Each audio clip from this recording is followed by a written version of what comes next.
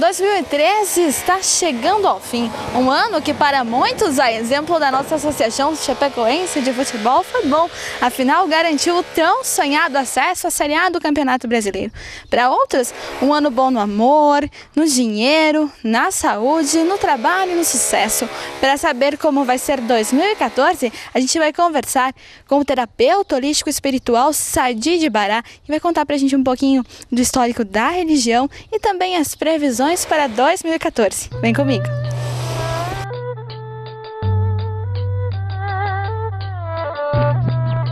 Então, telespectadores da TV Sul Brasil, a gente vai começar falando com o Sadi um pouquinho de como é que é essa religião que você segue, pra gente desmistificar um pouquinho. Esse é o teu ambiente de trabalho normalmente, né? Sim, aqui é meu ambiente de trabalho. Bem, o importante é as pessoas souberem primeiramente da onde veio, da onde surgiu essa religião, como que chegou no Brasil e como que se cultua ela. Que existem aí muitas mistificações, muitas coisas que na verdade são inverdades. Então, para contar um pouquinho para vocês, a gente tem que voltar um pouquinho no tempo, voltar na história e chegar lá naquele ponto quando o Brasil existia o comércio dos negros, né? Que existia esse comércio, que os negros eram escravizados, caçados na África como animais e trazidos e comercializados, vendidos aqui no Brasil, para se utilizar da mão de obra deles. Haja vista que a mão de obra foi tentado ser explorado no índio, e o índio não serve para isso, que existia muito índio no Brasil, mas eles eram fracos e ao mesmo tempo não se deixavam se escravizar. Então, o negro, vindo da África, trouxe com ele muitos costumes, muitas coisas que hoje a gente se utiliza e até mesmo fala certos termos, que não sabe a sua origem, mas que está no nosso português introduzido através desse negro, né? Então, com eles veio a religião do culto aos orixás. O negro trouxe de lá esse culto de uma forma bem primitiva. Até então, eles eram tão primitivos que entre as tribos que existiam em vários locais lá não se entendiam, eles tinham rivalidades. E por isso, até então, que mais tarde foram se misturando, trazendo os negros assim misturados para eles não se organizarem para formar os quilombos aqui no Brasil. E aí as fugas, né? Então, cada negro que vinha de lá vinha de uma determinada região. Vinha alguns do Congo, outros de Cabinda, outros vinham da região ali do Nagô. Então, esses negros, todos cultuavam orixás, mas cada um tinha a sua maneira específica. É como nós aqui no sul do país, se pega Santa Catarina, Rio Grande do Sul, aí Paraná, todos comem churrasco, mas cada um faz a sua maneira.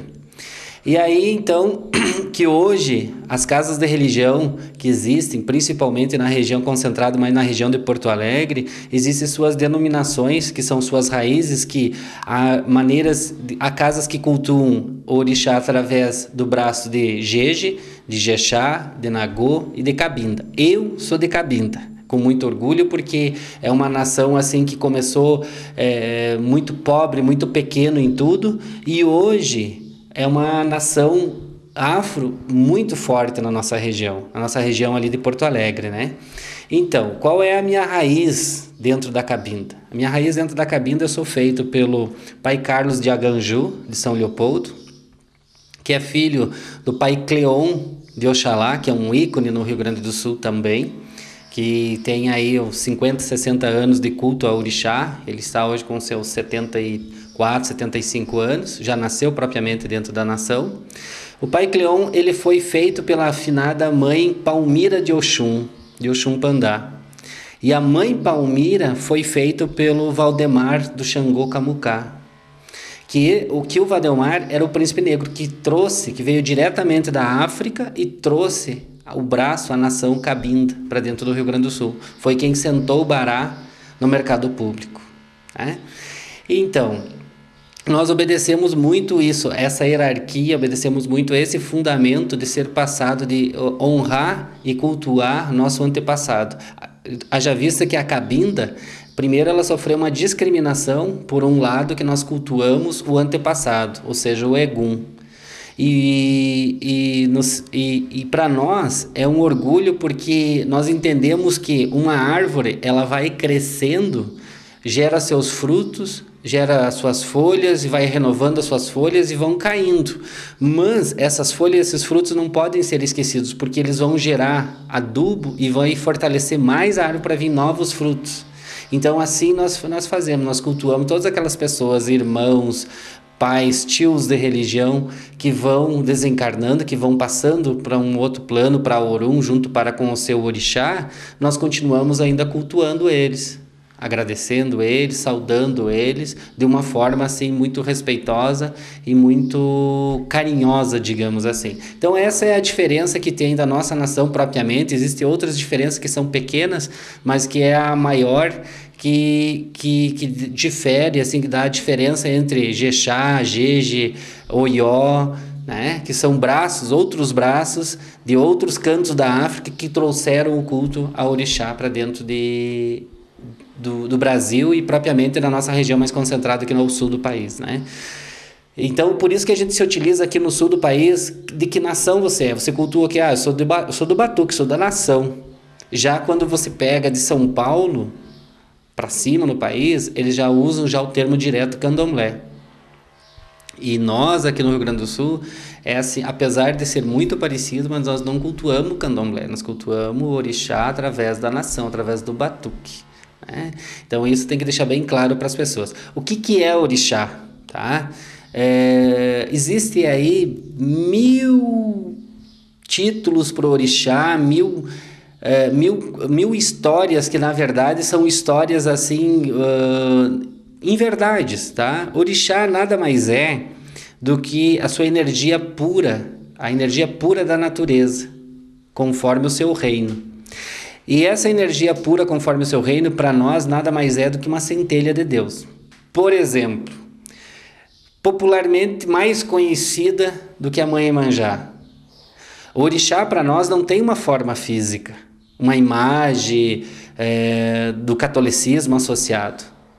Por quê? Porque se ela é energia, a energia da Iemanjá é o mar. E aí não tem como você formar.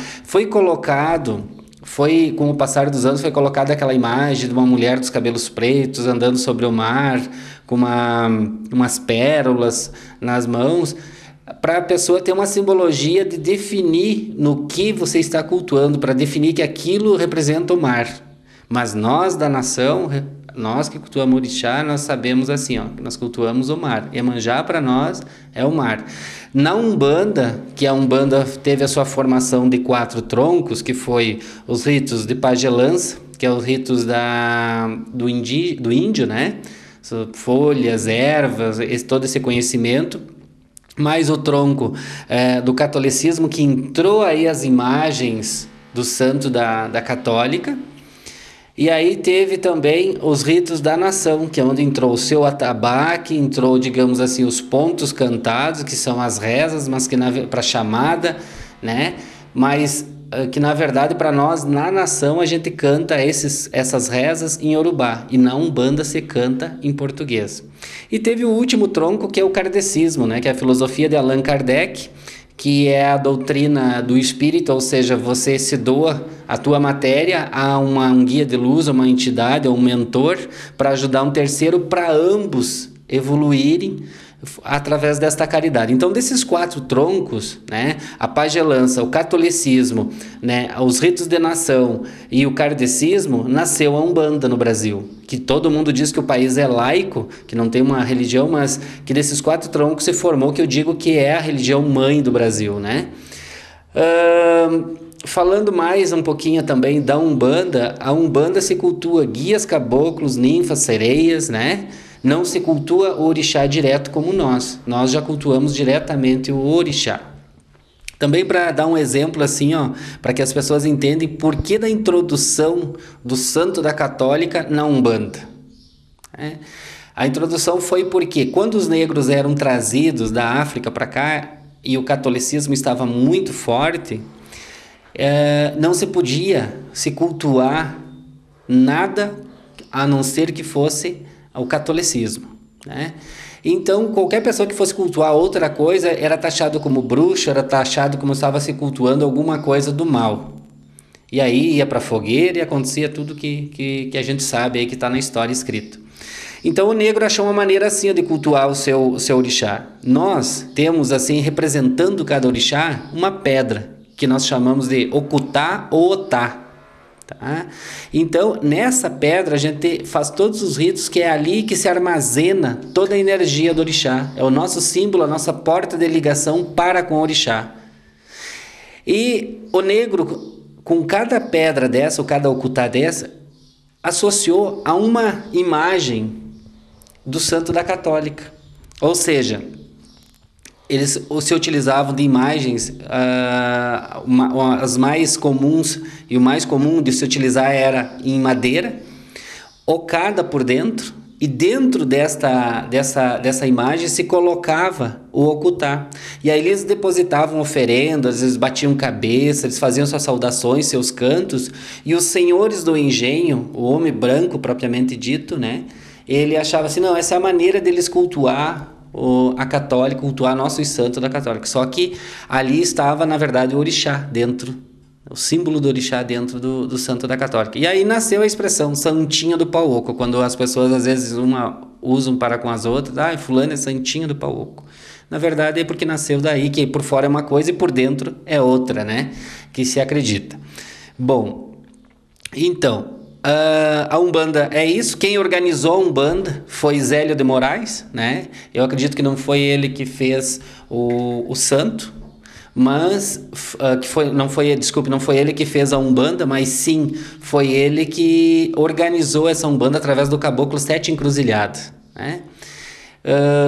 A Umbanda, eu tenho Umbanda, sou feito de Umbanda porque foi a porta que eu entrei para dentro da religião afro, foi através da Umbanda, porque eu sou filho único, sou natural de Lagoa Vermelha, que é uma cidade que fica entre Passo Fundo e Vacaria, e meu pai e minha mãe na época queriam muito, que é o sonho de todo casal, ter um filho, né, de ter um filho, uma filha, e na época não conseguiam engravidar.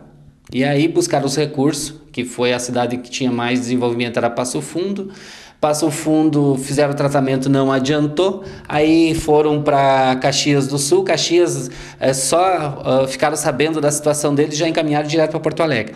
Como que na época não existia a inseminação, toda essa tecnologia que existe hoje para ter uma criança, para gerar uma criança, eles fizeram o tratamento e acabaram voltando para sua cidade de origem, tentando por 3 anos e não conseguiram. Sadia, eu vou te interromper um pouquinho, a gente vai para o intervalo comercial bem rápido, tenho certeza que as pessoas estão querendo saber um pouquinho mais da tua história dentro da nação, mas logo depois do intervalo, a gente logo volta.